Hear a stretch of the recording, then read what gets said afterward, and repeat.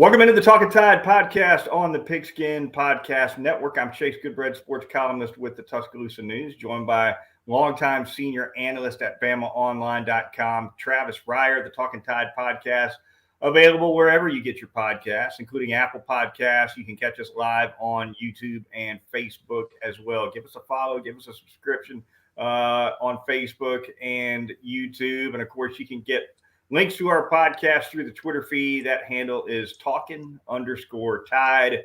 Give us a follow on Twitter as well. I want to thank a couple of sponsors really quickly, DraftKings and Peterbrook Chocolatier. More on them a little bit later in the program. Travis, we begin this edition of the Talkin Tide podcast coming on. I guess it's been about 10 days since you and I last cast the pod here on Talkin Tide, and so much has happened since then, certainly most notably and most sadly, a shooting death involving an Alabama basketball player, Jamia Harris, a 23-year-old female, not a student at the University of Alabama, gunned down near the Strip in the early hours of Sunday morning. And Darius Miles is one of two who has been charged with capital murder. Long way to go. Process, a lot to come out still. The warrants were made public just yesterday, indicating that Miles provided the gun to Michael Davis, who's the alleged shooter in this incident. And it's a sad situation in every way. And first and foremost, you just feel for the family of the victim primarily, Travis. Oh, absolutely. No doubt about that. I mean, there's going to be obviously stages and layers to this criminal case moving forward, but it's not going to change anything in terms of the finality of a young mother losing her life senselessly. So while you certainly hope justice prevails as sort of a tribute to her, to provide her family with some sense of closure, it's just a wound that's never going to heal for those poor folks. So, yeah, absolutely. First and foremost, that's where the focus should be. Nate Oates speaking in his press conference on Monday, I believe it was, in the kind of the immediate aftermath of this terrible incident. Said he spoke with Darius Miles' mother a couple times on Sunday after he got in the news. First got the news on a phone call Sunday morning, called athletic director Greg Byrne right away, pulled the team together for a team meeting on Sunday, spoke with Miles' mother, I think he said multiple times. And so really quite a whirlwind if you're Nate Oates, Travis, and you've got to somehow ask Miles' teammates to compartmentalize what's transpired and then turn around and go to Nashville and play a basketball game. Really an impossible situation, I think, from that standpoint. Yeah, I think you heard Jerry Stackhouse talk about it after the game in Nashville on Tuesday night, how he was a bit amazed that Alabama was able to play the basketball game first and foremost. And then, to go up to Nashville and get a win. And it was the sort of spotty performance, I guess we should have anticipated, although Brandon Miller once again was tremendous. I think it also spoke to the cohesion that we had seen from this team on the floor. This looks like a pretty tight-knit group. Even when you watch the bench during games, guys that aren't in the game seem very supportive of the guys on the floor. And then when the guys on the floor are on in that situation likewise. So that was certainly, put to the test. And, I don't think there's anything good that could have come out of the immediate wake of the events of early Sunday morning. But maybe if there was a time to hit the road, to go on a road trip, this could have been it for this Alabama team. Yeah, and staying on the road, right? Road trip against Missouri upcoming. So it'll be a while, I guess, before Alabama is playing again in Coleman Coliseum. But the Darius Miles situation continues to unfold. Just this evening, shortly before we started recording the podcast, we learned that he's retained Turner Law Group, which is a local criminal defense firm in Tuscaloosa. Even though a Birmingham firm had previously put out a statement on Miles' behalf And we understand now that Miles wasn't aware of that statement, and the court filings are showing Turner Law Group, at least as of this morning, representing Darius Miles. So very quickly a change in representation for him. You wonder though what transpired with the Birmingham firm. Yeah, you do. And again, I suspect just one of a few twists and turns that are going to be a part of this process moving forward. And look, you hate it for Darius's family too. You feel terrible for those folks. Yeah, I mean, we talk about first and foremost getting the most dreaded of phone calls that a family can possibly get, and that starts with Jamia and her family, but also Darius and his family. Having that conversation, having those conversations with Nate Oates, that's nothing any parent would ever want to endure either. Alabama, Vanderbilt. We'll go ahead and turn back to sports now. And of course, as the Darius Miles situation unfolds over the course of months and maybe years it'll take, who knows? Typically, these things can get dragged out an awful long time. We'll stay on top of it here on Talkin Tide. But to the court they went, as we mentioned, Travis, despite this tragedy. Alabama traveled to Nashville on Monday and played Tuesday against Vanderbilt. They win that game by 12, 78-66. The final score, 30 points for Brandon Miller, and kind of a homecoming, right? He's from Antioch, not too far from Nashville for him. Unfortunately, the storyline certainly was not a Brandon Miller homecoming. It was about Miles. But nevertheless, they come up with another win. And although Vanderbilt chipped away, Travis, and got that score, I think within 6 at one point in the second half, Alabama able to win this one fairly handily again. Yeah, and Alabama comes out to start the second half up 10, and I think it was like a 17-4 run to open the second half. They go up 23, and you're thinking, wow, this is going to be the rare coast job at Memorial Gymnasium. You typically don't experience that, especially Alabama teams. Just last year, Alabama goes up there and has to hang on for dear life after being up 10 in the second half.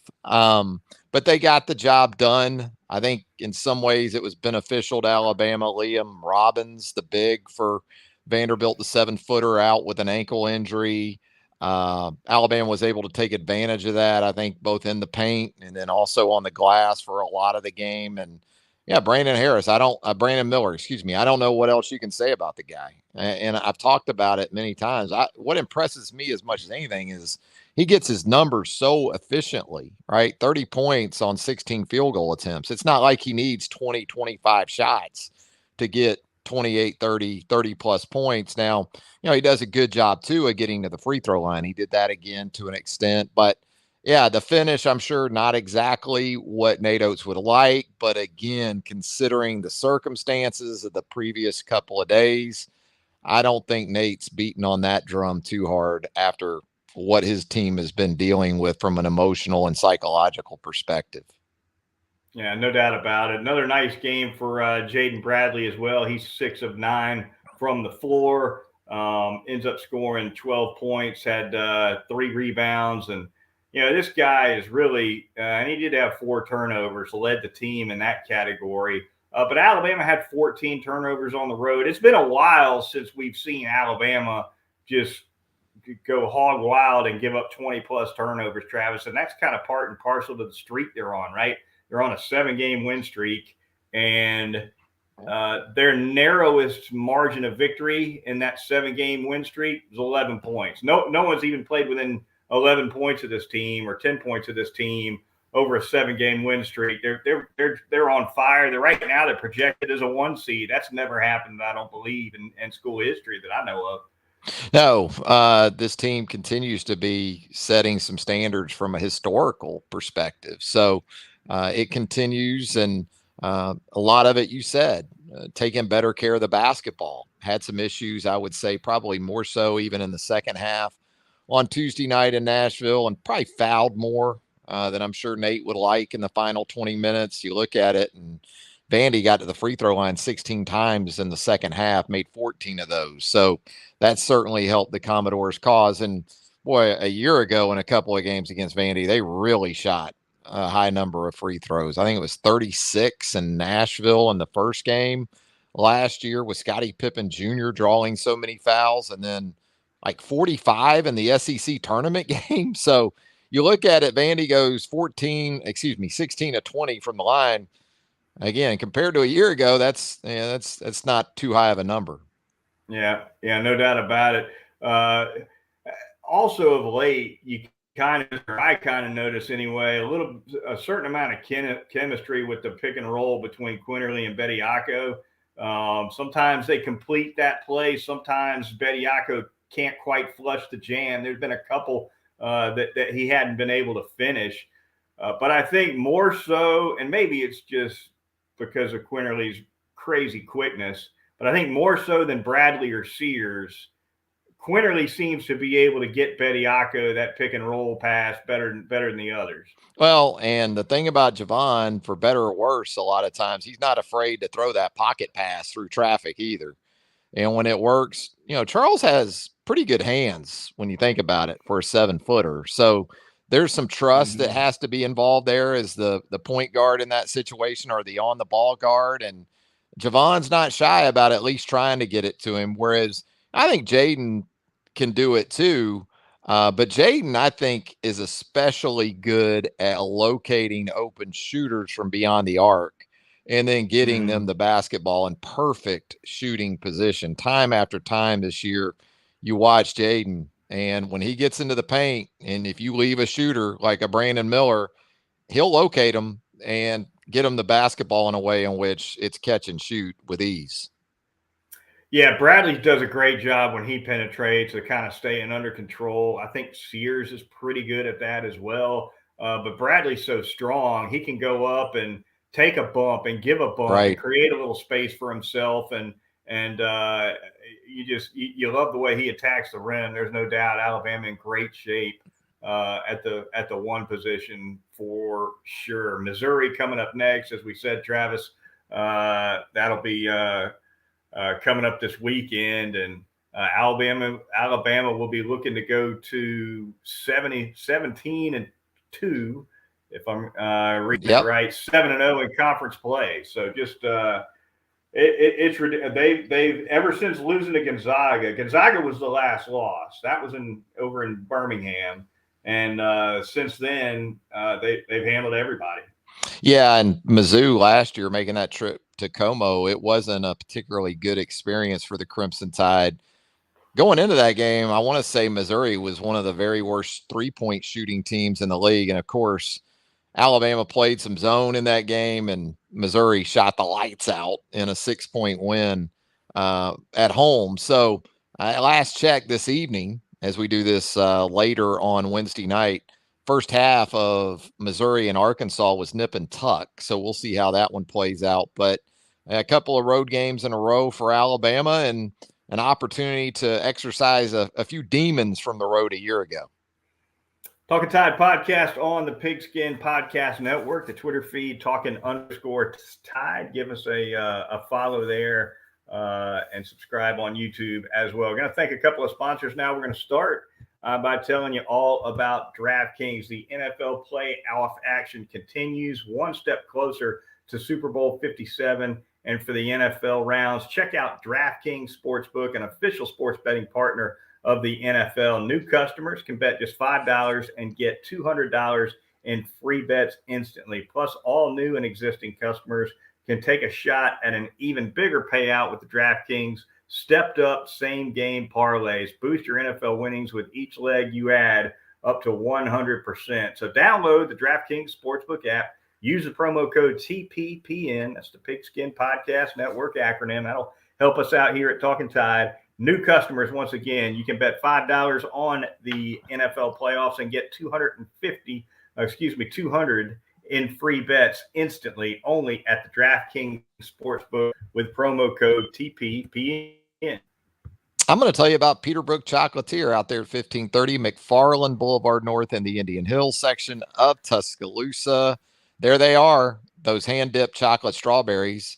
And we know Valentine's Day is just around the corner. Go ahead and pre-order your hand-dipped chocolate strawberries for Valentine's Day right now at 205-752-0211. If it's after hours, leave a message. They'll get back with you. Someone will answer the phone between 10 a.m. and 8 p.m. Monday through Saturday. Those are the hours of operation for Peterbrook Chocolatier. So make that special someone in your life feel even more special with those hand-dipped chocolate strawberries. Maybe mix in some other goodies as well. I got the chocolate popcorn, of course, got the carousel with all the mixed goodies right there. You're going to find it all at the Champions of Chocolate, Peterbrook Chocolatier, 1530 McFarland Boulevard North in the Indian Hills section of Tuscaloosa. Now, my wife, Michelle, brought home some of that chocolate popcorn about a week ago, and it disappeared blink of an eye. Yeah. It's like a David Copper. Yeah. It's like a David Copperfield act. Had to hide it. Yeah. I know, man. Like Copperfield, but even with the way it disappears. Even with the kids out of the house, it doesn't last because of me. So it disappears fast either way over there with that great Peterbrook chocolate. All right, we're going to close out the show with a little bit of football talk. Travis, Pete Golding moving on to Ole Miss. That news transpired since our last podcast about 10 days ago. So Nick Saban's got a DC hire to make. He may very well soon have an offensive coordinator hire to make as well. We'll see what happens with Bill O'Brien. A lot of talk that it's just a question of where in terms of his next destination. But Pete Golding, the first to go of the two, Travis off to Ole Miss. And the search is on. A lot of chatter about Jeremy Pruitt. Travis, of course, he's still doesn't have full adjudication from the NCAA, a potential show cause penalty there. You wonder how that may or may not muddy the waters for Nick Saban as he looks back at a guy who put together back-to-back number one national ranked defenses for UA. So a lot of fans certainly high on Jeremy Pruitt. They don't care. They don't have to worry. If you're a fan, you don't have to worry about that show cause. So no. It's a different issue if you're making the hire. But Glenn Schumann, another name, a couple others as well. Yeah, those seem to be the ones most prominently bandied about. And, of course, Alabama still trying to work through this late signing period. Everything just happens at once these days in college football on the calendar, man. You play, the bowl games, the postseason. You have the early signing period, the transfer portal window, the start of the spring semester. It's a lot to juggle these days. And so it'll be interesting. Once again, we know Nick Saban very capable of multitasking. So he's got more than one thing on his plate right now. No doubt about that. Yeah, it's a juggle. The transfer portal window officially closed today, which, of course, it doesn't mean you can't make a commitment elsewhere if you're in the portal. You just have to be in the portal now if you're going to transfer. And, of course, that window is going to open again in mid-April on the backside of most, if not most, of the spring games. It'll stay open certainly until all the spring games are in the books.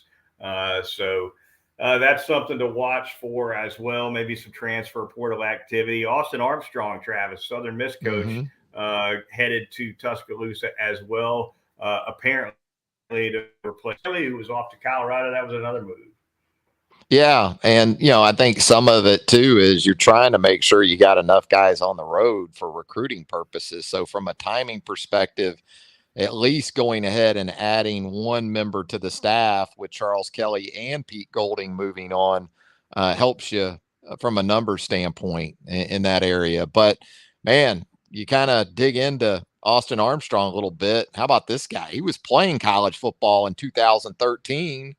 And now he's an on-the-field assistant at a place like Alabama. So it's been a rapid ascent for Austin Armstrong. And just about anywhere you look or anything you check out, it's a glowing commentary on the young assistant. And again, it'll be interesting to see once everything is done from a hiring perspective, exactly how the positional assignments play out, how the coordinator roles play out. Armstrong was a linebacker when he played. He's coached inside linebackers almost exclusively, I believe. So you connect some dots sometimes with Nick and trying to figure out how his staffs are going to lay out. And then he'll zig a little bit when you expect him to zag. Been known to happen. It was one of the earliest zigs I can remember is the Jim McElwain hire, right? Kind of came a little bit out of the blue on the heels of Major Applewhite's exit after Saban's first season. Yeah.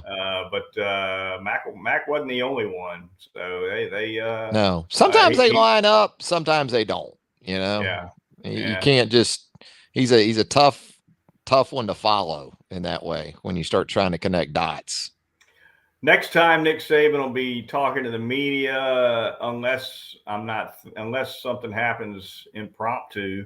He'll probably do a little media session from the Senior Bowl, Travis, coming up here in a couple of weeks. He usually gives media, takes a few questions from reporters from the Senior Bowl. He typically visits a practice on Tuesday or Wednesday of Senior Bowl week, which this year is first week of February, last week of January.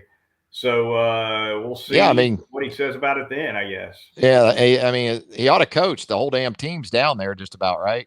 When you add them up, he just coach the game. 8. Yeah, they got 8 down there, right? It's a big number. So Senior Bowl people don't mind that, though. They like that. They like that number for Alabama players. 8. Would have been 9, but Will Riker did the 180 coming back to school.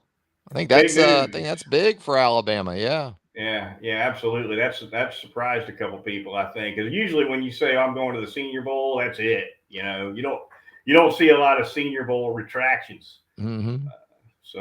But yeah, no question about it. Will Riker come back to kick one more year for the Crimson Tide. Could be awfully big in some close games. All right, that is going to do it for this edition of the Talkin Tide podcast. Be sure to join us next time. We'll be talking some more Alabama basketball and plenty more. That Senior Bowl will be a lot closer when we talk again, and we'll stay on top of the Darius Miles situation as well. So for Travis Reier of BamaOnline.com, I'm Chase Goodbread, sports columnist with the Tuscaloosa News. We'll talk to you next time here on Talkin Tide.